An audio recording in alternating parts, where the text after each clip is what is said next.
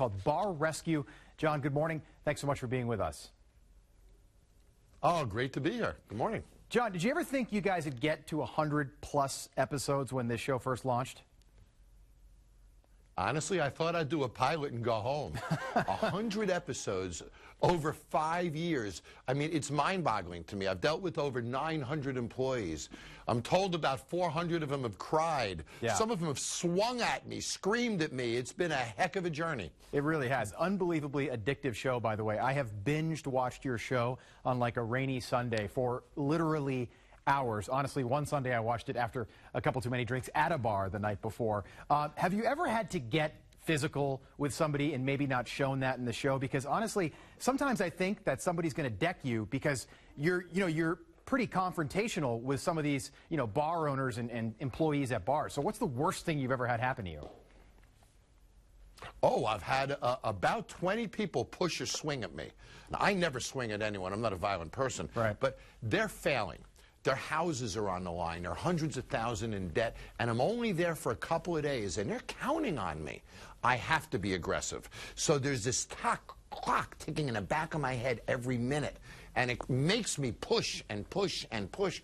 And sometimes they push back, and it gets ugly. Right. But I have to. And what's remarkable is, as much as they hate me in the middle, I always get my hug at the end, and that's what really inspires me. Yeah, after that reveal where you clean up somebody's bar, pub, or restaurant, it's pretty special to see that in the last portion of the show. You really do wonders with these bars. I want to rewind the clock a little bit. Right down the road from our station here in Kansas City, in Merriam, Kansas, is a place that was formerly known as Casey's Bar. Now, you went in there. The owners were drunk. There was a raccoon running around the bar, literally. It was a membership-only bar. Do you remember this episode? I do. I remember it well. That raccoon is implanted in my brain forever. Yeah, exactly. So you guys, you turned it around. They still have a membership. Now they're called the Johnson County Line Bar. What do you remember about that episode, and what was it like being here in Kansas City and helping those folks out? What was difficult for me about that episode was there was a young partner. I believe her name was Lisa. And she bought equity in this bar and was in debt because of the equity. She signed a note. Right. But the other owner, her partner, was giving the place away, so her equity was worth nothing.